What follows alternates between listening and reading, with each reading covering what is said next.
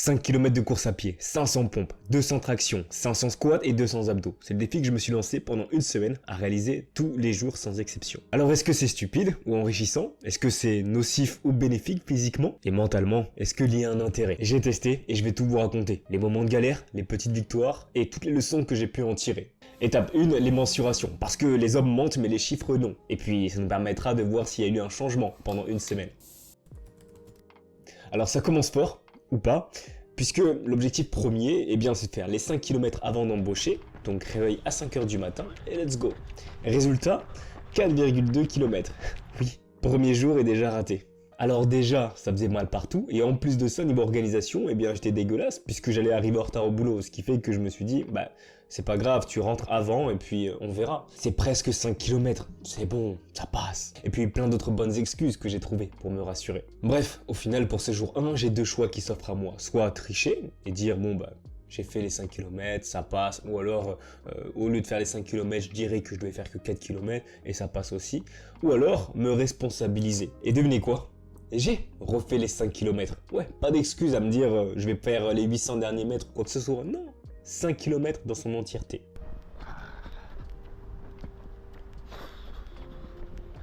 Allez, c'est de ta faute de toute façon.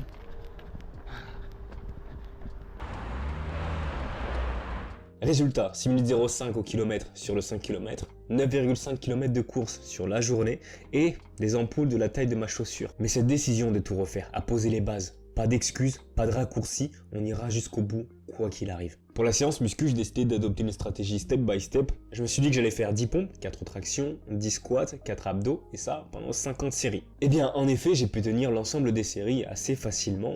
Mais par contre, il y a quelque chose à pas négliger, c'est que je me suis fait chier, mais à un point. Disons les termes, hein, c'est long, et quand tu ressens pas ton muscle travailler avec les courbatures satisfaisantes d'une bonne séance, bah honnêtement c'est démoralisant. Pourtant dans les faits c'était pas si long, hein, 1h13 au total.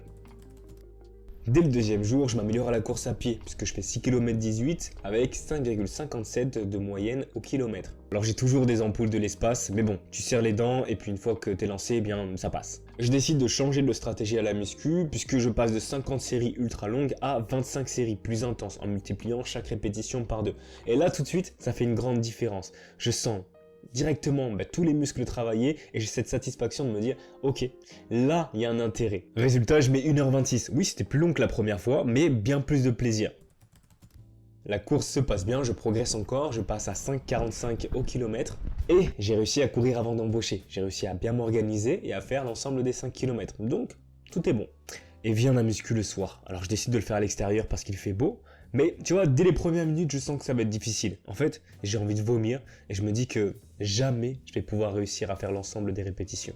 Mentalement, je suis au plus bas. Je me dis que je vais abandonner et que dans tous les cas, ça sert à rien de se mettre en danger. Enfin, voilà, je me trouve encore une fois plein de bonnes excuses. Et dans ces excuses, je me dis écoute, fais tes tractions à l'extérieur parce qu'il y a la barre, mais après tu rentres et tu feras le reste chez toi. Tu te reposeras s'il faut et tu feras 1 heure, 2 heures après, on verra bien. Donc stratégiquement, tu t'en doutes, mais tout part en cacahuète. Parce que là, je me retrouve à faire les 200 tractions d'un coup, il me restera après tout le reste. Je finis les tractions, et il y a une petite voix qui me dit mais c'est ça l'exemple que tu veux montrer? C'est ça la personne que tu es? Réellement abandonnée parce que tu as envie de vomir? Mais le pire qui puisse t'arriver, c'est de vomir. C'est si grave que ça? Frérot, tu seras juste plus léger pour continuer. Donc me voilà en train d'enchaîner pompes, squats et abdos et à tout enchaîner le plus rapidement possible pour finir avec 1h15. Moralité, je m'étais convaincu tout seul que c'était ma limite et que ça ne servait à rien d'aller au-delà. Alors que j'avais largement les capacités de terminer et puis au final c'était même pas grave de vomir. Tu vois, ça m'a refait penser à ce que disait David Goggins, c'est que lorsqu'on a l'impression d'avoir atteint ses limites, on est finalement qu'à 40% de ce qu'on est capable de donner. Alors comment dire, ma cheville décide de quitter le groupe dès les premiers 500 mètres. Mais là encore, si je fais le bilan, eh bien c'était de ma faute. J'avais des ampoules de fou avec des chaussures de course. Je me suis dit, je vais changer de basket, je vais mettre des TN, hyper adaptés pour la course à pied. Et là encore, je me suis dit que je n'allais pas abandonner. Alors oui, ce n'est peut-être pas la chose la plus intelligente, mais force est de constater qu'on est capable de bien plus de choses qu'on ne le croit.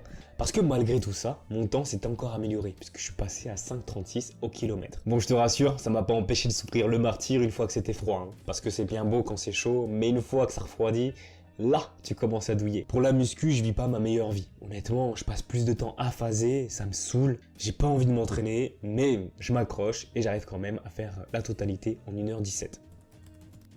Alors j'ai toujours mal, mais je décide quand même d'aller courir et de faire mes 5 km. Et encore une fois étonné puisque j'atteins le même score au kilomètre, 5,36. Pour la muscu, il fait beau, donc je vais dehors, et là, eh bien, meilleure séance jusqu'à présent. En réalité, je décide d'intensifier encore une fois, donc de passer de 25 séries à 20 séries, en faisant 25 pompes, en faisant 10 tractions, 25 squats et 10 abdos, et donc le tout sur 20 séries. Résultat, pour la première fois, je le fais en moins d'une heure. Alors, je suis trop content, en plus je me dis que j'ai des sensations incroyables, je suis congestionné comme pas possible. Enfin voilà, là j'ai vraiment kiffé cette séance. Et là ça nous montre deux choses, c'est que oui, la motivation est fluctuante de jour en jour, mais aussi que notre corps est capable de s'habituer et de s'adapter très rapidement, puisque je fais moins d'une heure en moins d'une semaine.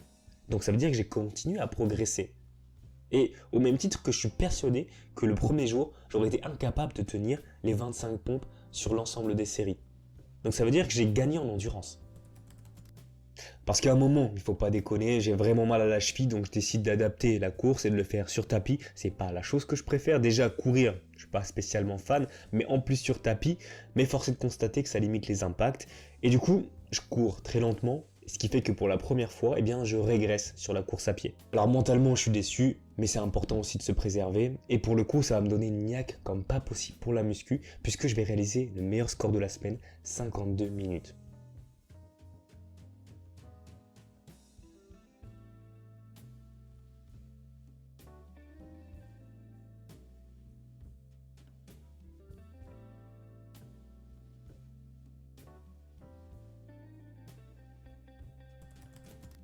Je décide de tout donner sur la course. Oui, j'étais déçu de la veille, donc je décide de me rattraper et de me dire, bon ben, c'est le dernier jour, dans tous les cas ça va le faire. Et bien, force est de constater que j'ai encore progressé puisque j'atteins mon meilleur score, 4,59 au kilomètre.